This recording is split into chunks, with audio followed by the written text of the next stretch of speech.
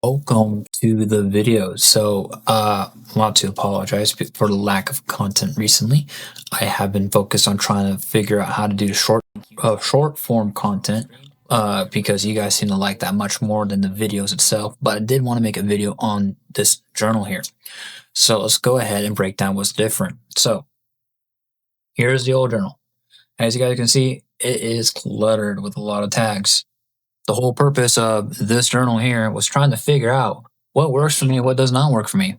Context. I was a supply and demand trader, and I noticed a gap in my strategy, and it was basically liquidity. And it wasn't even just liquidity, it was just not understanding liquidity. And this was just me trying to figure out my new workflow, trying to incorporate supply and demand together.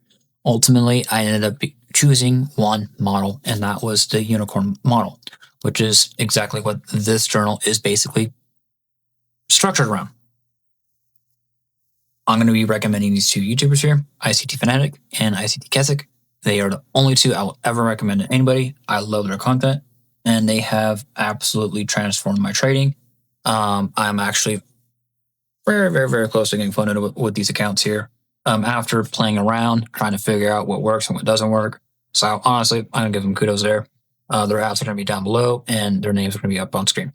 So let's go ahead and actually break down the channel in itself. So, channel. I said channel. The journal in itself. Boom. There. Keeping that in. So, same thing here. I got this checklist from an old one. I got some prayers here. Got some goals here. If you guys want to pause and read them, go ahead. Go for it.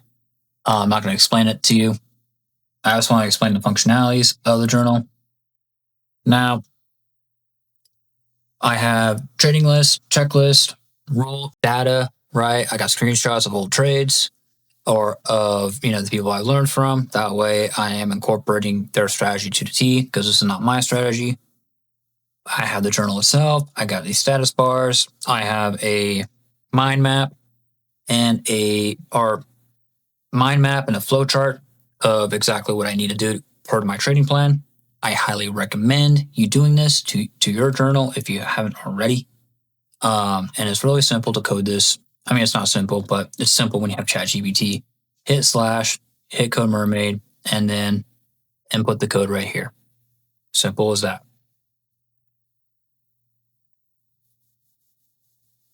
Right here, this is how I establish my bias. I go from imbalance to imbalance. Okay, we're coming off of a daily bullish gap.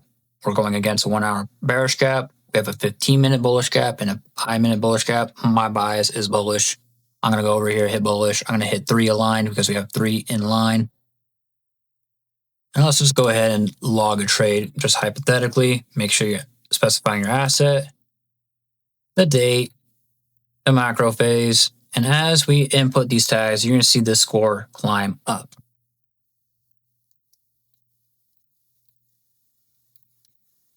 Let's see the score, 25%. Let's say we had a worse score here. See how it dropped. Liquidity sweep, right? No. Look at that. No score increase. You shouldn't be taking a trade anyways if there's no sweep of liquidity. Here, you got all you're specifying your liquidity levels. So obviously some levels are stronger than others. It's good to know what you're sweeping, right? So if you got a lot of liquidity right in one spot, chances are that's a high probability area for a reversal to occur. Let's say we have all these right here. That way you know which one's being used. Entry model, mitigation block, or breaker block. Pick one or the other, right? So with the unicorn model, you only got 2 options there. It's either it is or it's not. And those are your 2 entry models. We go to my other one before. This was just basically a puzzle piece, trying to figure out what works and what doesn't work. And I started liking the breaker block and the fair value gap combo the most. The 1 minute right here, that's a supply to demand confluence. I don't use supply to demand anymore. I don't need to because I find the unicorn model working the best. So let's pick our entry model. Entry based on NQ or ES. Very, very, very simple. Did ES tap the same correlating fair value gap first, or did NQ did? If ES taps it before NQ, you are entering. If it taps in on NQ, you're obviously entering.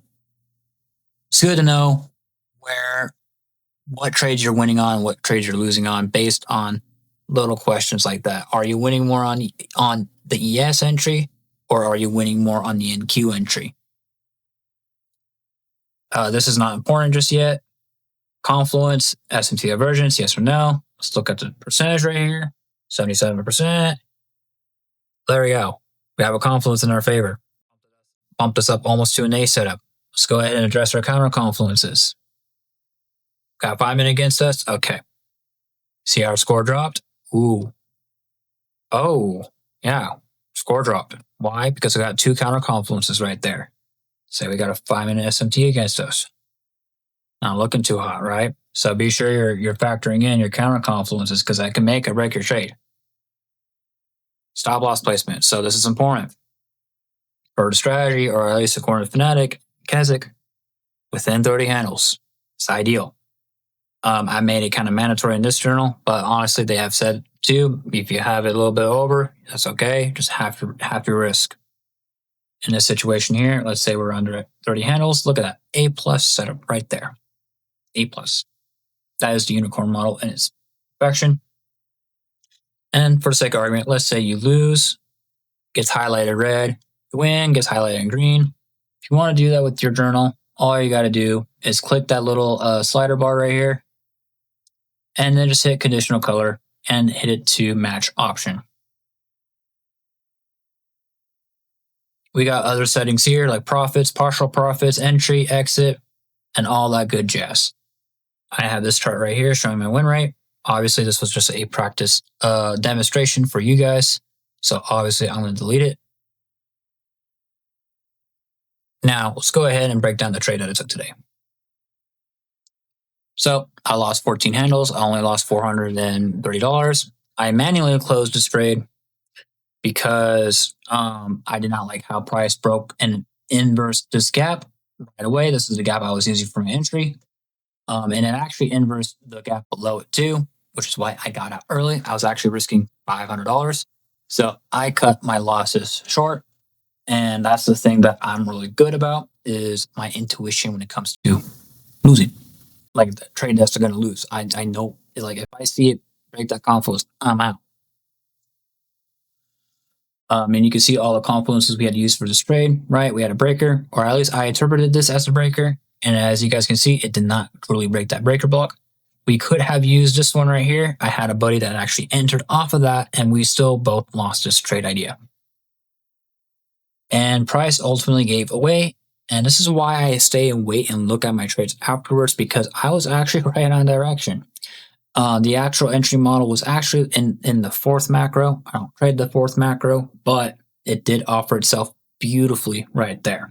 But that's exactly why I wait and watch, just to see what was going on, right? Transparency, right? I did take this trade. I'm not bullshitting you guys. Here's the actual entry. It's all logged in here. And that's kind of it for the video. That's the demonstration of the new journal. If you guys are interested in this journal, be sure you're subscribed to the channel and follow me on Instagram. I'll actually message you and send you the journal if you guys are curious. ICT Fanatic and Keswick. If you guys are watching this after I added you, thank you for sticking around, and thank you for the content you push.